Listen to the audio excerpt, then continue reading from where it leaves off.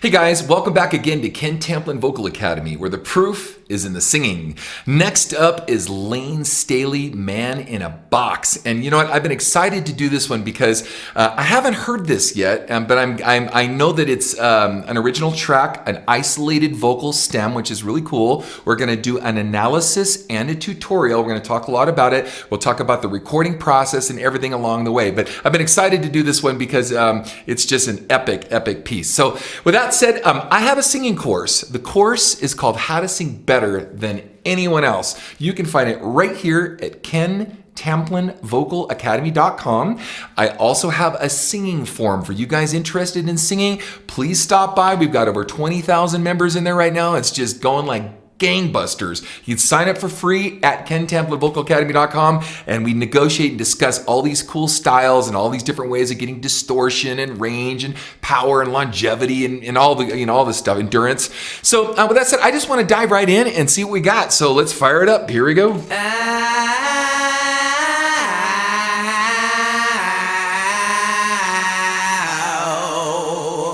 Okay, right away, before we get into anything, you can hear a multi-track going on, so it's like a couple three vocals, right?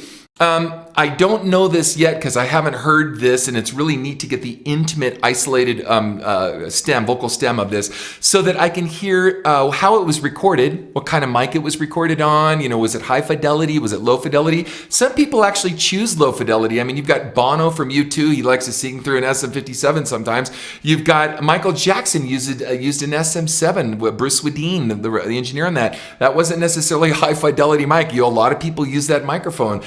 You've got, who else has used low fidelity? Oh, Prince. Prince was the king of using lo-fi stuff, but it was kind of his thing. And the reason I'm bringing that up is the mic itself doesn't sound that high fidelity. And so why I say that is you get kind of a grungy, almost like singing through an amp kind of sound with certain effects and certain mics. So listen closely for that. That's kind of what I hear. And then he's real grindy and grungy, and there's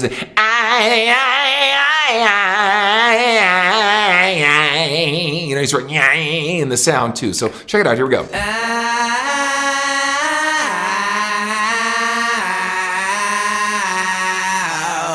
Uses a lot of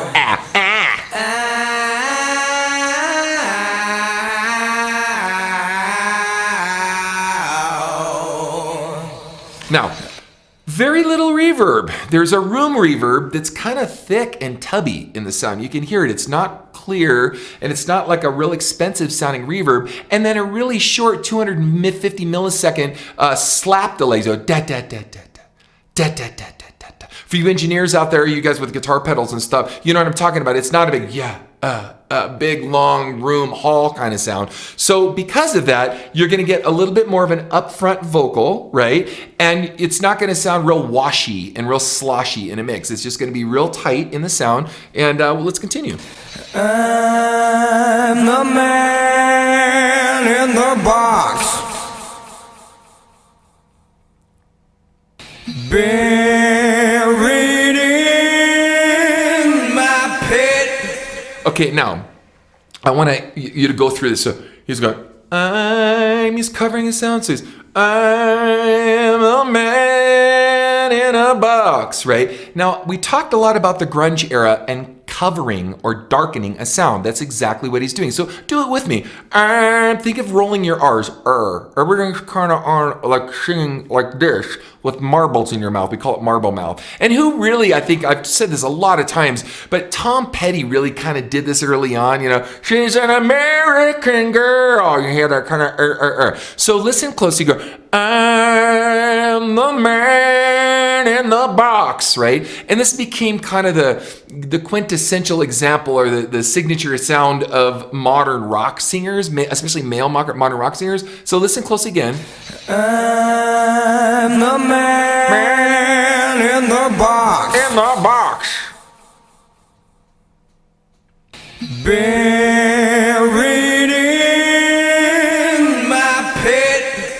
Okay. Now, he's starting to wind up a little bit. At the beginning, he sounds kind of tame. He doesn't sound like he's trying to wow us with, the Layne Staley growls and his distortion and stuff. So, buried in my pit. right? He's starting to let us know something's coming, right? Buried in my pit.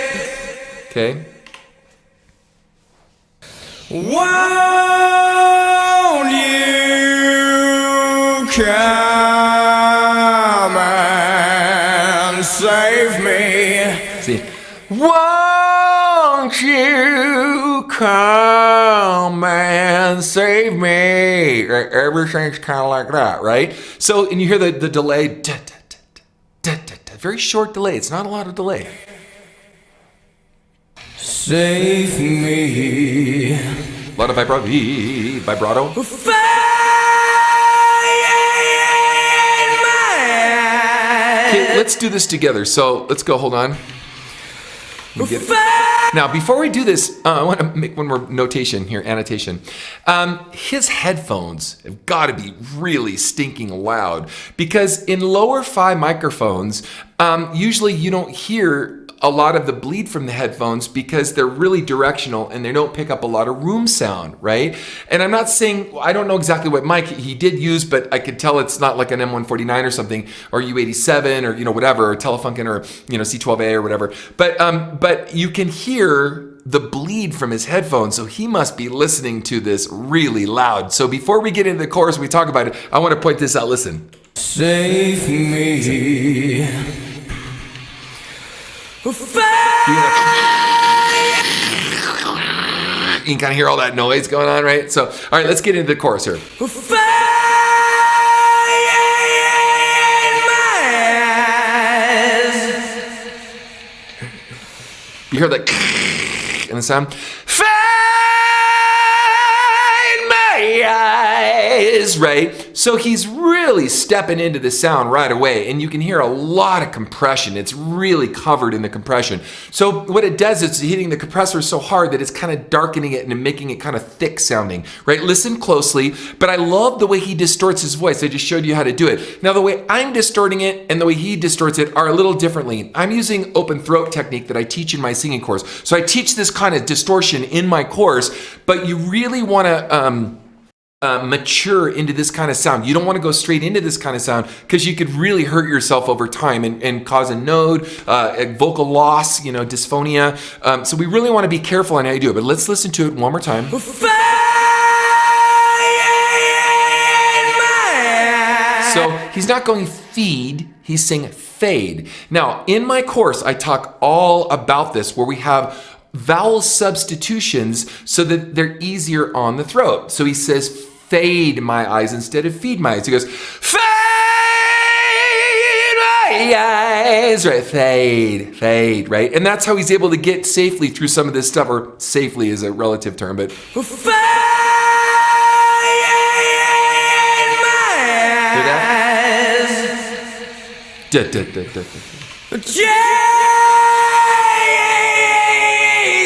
Christ. So Jesus Christ, right? He's yeah, everything yeah. It's not Jesus. It's not really heavy on the E. It's more like the number 8, and that's how he's able to safely get through that as well. Jesus Christ. Hey, who tries? See, he doesn't go he goes hey who tries. Hey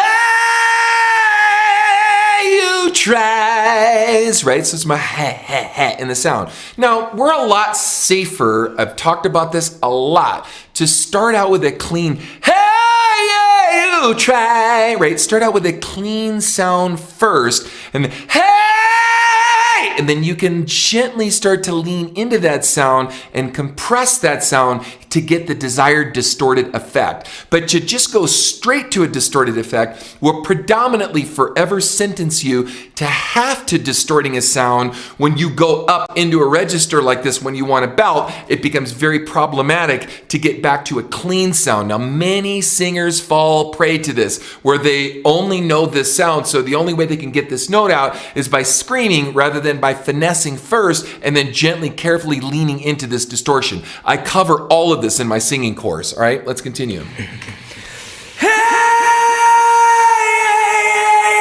who tries?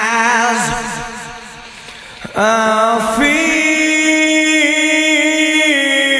my eyes. Now, feed, right there, he kind of gets caught a little bit and you hear him get a little pitchy on the sound. Now, you'd never notice this in a mix because it's just so epic, and some people might even try to get a little pitchy on it to match the original recording of it, but I don't think in the studio he's thinking that. He's probably trying to nail it as best as he could, and we have, no one's perfect, right? So listen closely. It's a little pitchy going in.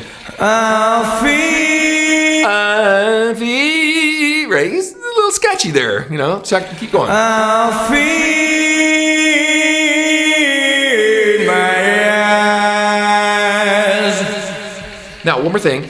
We've talked about this too. When you cover a sound or darken a sound like that with that marble mouthy kind of sound, it's kind of hard to get to really good pitch because the pitch kind of slides around all over the place because it's covered and darkened or colored dark. To find absolute pitch in the sound in the throat and the resonance in front of the face becomes harder. So if you're going from a bright sound with your A, yay, from that kind of sound to her, to covering the sound makes it sound more flat. So you have to compensate with that sound and bring it up into pitch compared to when you're bright on a sound and real open in the face with a smile, okay? Mask and a smile. All right, let's continue. Here we go.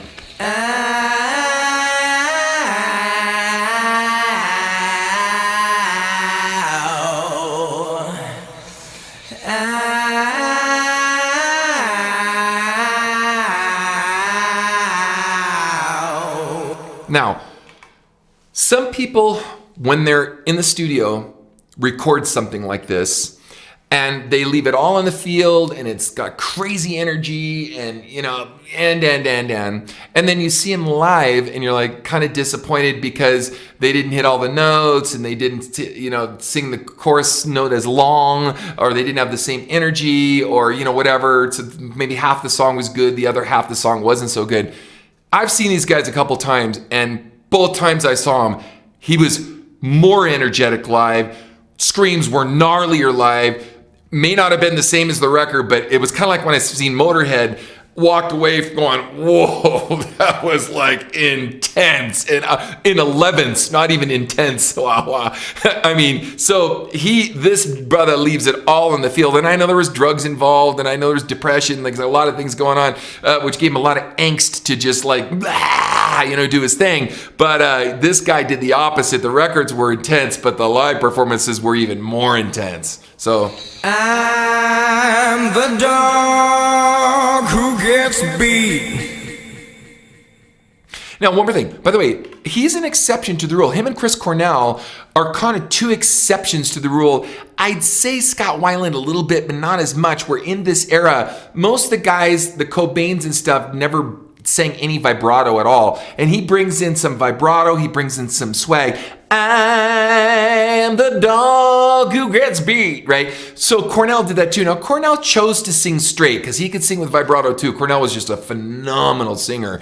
And so you can really hear that he's just not worried about being the grunge guy or in the grunge era. And some people don't consider him grunge. And I know that him and Cornell and other singers wanted not to be associated with the term grunge. They just wanted to be, rock bands from Seattle. So I respect that. And you can kind of hear that. He's not trying to match that, Nirvana-ishy kind of sound. And Weiland, to a certain degree, did that as well. But I just want to make that notation along the way.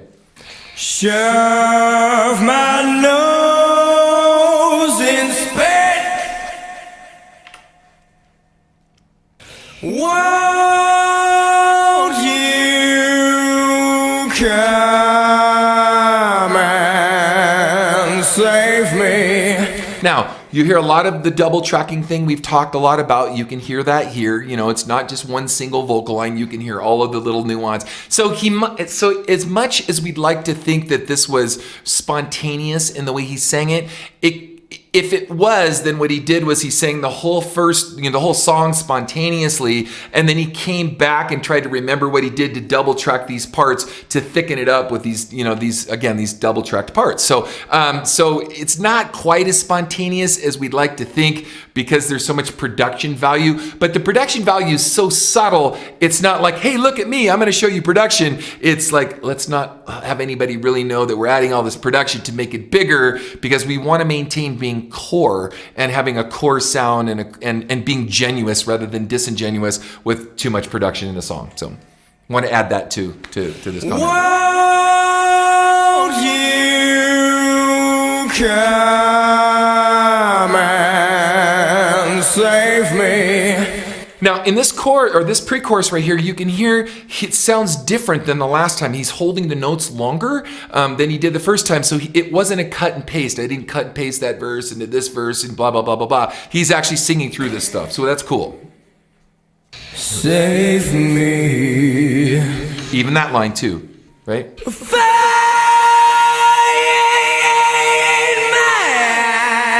See, my eyes. That's different. That's different. You can hear it's different than the first time he sang it, which is awesome. Jesus Christ. See, even on that one. So, Jesus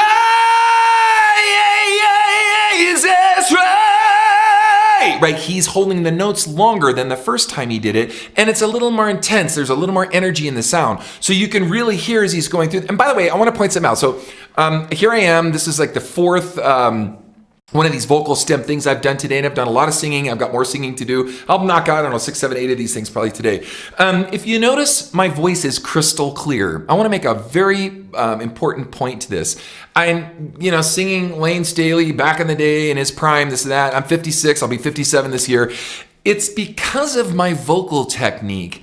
I'm able to do this hours on end and not miss a beat. Really, and do these vocal demonstrational stuff and be crystal clear. You hear me talking, you don't hear me sounding all, because I know how to do this safely. This is exactly what I cover in my course, because not only can I do it safely, I can do this for hours on end, get all the distortion I want, the range I want, the endurance, longevity, and I can do this day in and day out and have for some 35, 40 years or whatever, since my 20s, right? So 45 years or whatever, 45, no, that wouldn't be right, 35. Don't date myself too far. 35 years or whatever it is. And that's important to annotate, because a lot of these guys lost their voices. A lot of the 80s guys, almost none of them can sing anymore. And I've never sung better in my life. I love my tone. I love my range, my pitch. I don't have to work so hard at things because I know how to finesse my way into notes. I know how to do this with a lot of technique rather than just killing myself. So I just wanted to make that a point as we're going through this, and you can just, again, hear the clarity of my voice and so forth. So important distinction. Feed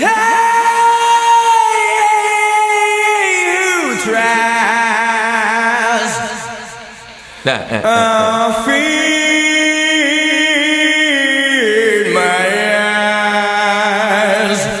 Cool.